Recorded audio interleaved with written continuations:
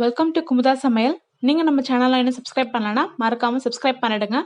இன்றைக்கி நம்ம பார்க்க போகிற ரெசிபி ஒரு சிம்பிளான ராகி தோசை தான். அதை எப்படி செய்யுதுன்னு பார்க்கலாம் வாங்க. இப்போது அதுக்கு அரை கப் அளவுக்கு உளுத்தம்பருப்பு எடுத்துருக்கிறேன். நான் 1 கப் அளவுக்கு ராகி மாவு சேர்க்க போகிறேன். ஸோ அதனால் அரை கப் அளவுக்கு உளுத்தம்பருப்பு, ஒரு 1/4 டீஸ்பூன் அளவுக்கு வெந்தயம் சேர்த்து ஒரு 3 ஹவர் மட்டும் ஊற வைங்க. ஊற வச்சுட்டு அதுக்கப்புறமா ரெண்டுத்தையும் அரைச்சி எடுத்துட்டு அது கூட 1 கப் அளவுக்கு ராகி மாவு சேர்த்துக்கிறேன். சேர்த்துட்டு தண்ணி சேர்த்து நல்லா மிக்ஸ் பண்ணி விட்டுட்டு மூடி வச்சிடலாம். இப்போ காலையில் செய்ய போகிறீங்கன்னா நைட்டே இதை மிக்ஸ் பண்ணி வச்சுருங்க. நம்ம எப்படி இட்லி மாவு புளிக்க வைக்கிறோமோ அதே மாதிரி இந்த மாவையும் புளிக்க வைக்கணும்.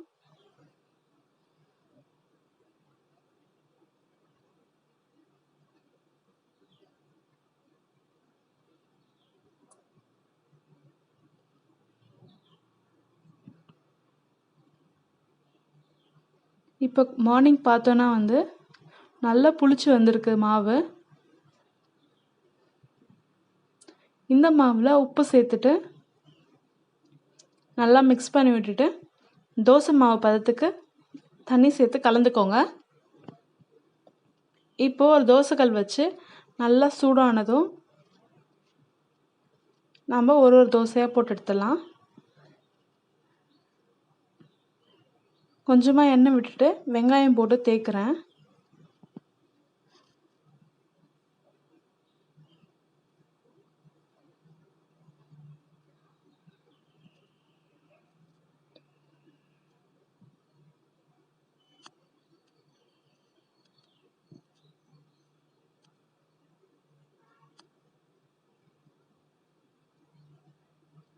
நல்லா தேய்ச்சிட்டு மாவை தோசை மாவு பதத்துக்கு நல்லா கலந்து விட்டுட்டு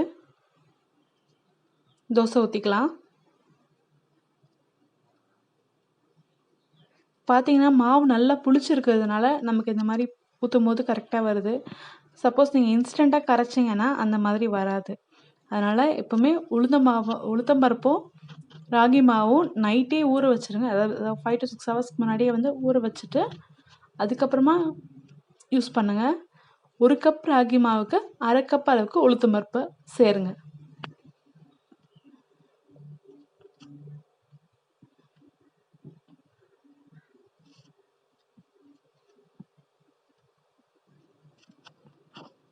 இப்போது திருப்பி போட்டுடலாம்.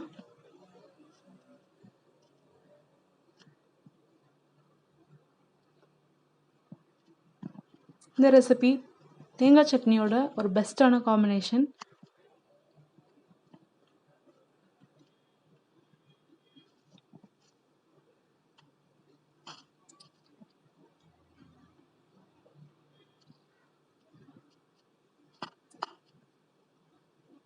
இப்போது நல்லா வெந்து ரெடி ஆயிடுச்சு.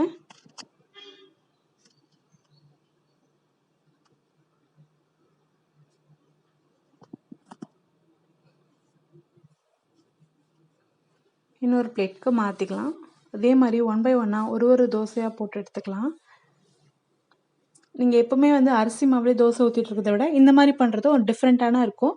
ஹெல்த்தியான ரெசிபியும் கூட. நீங்களும் இந்த ரெசிபியை உங்கள் வீட்டில் ட்ரை பண்ணி பார்த்துட்டு எப்படி இருக்குன்னு கமெண்ட்ஸில் மறக்காமல் சொல்லுங்கள். தேங்க்ஸ் ஃபார் வாட்சிங். தேங்க்யூ.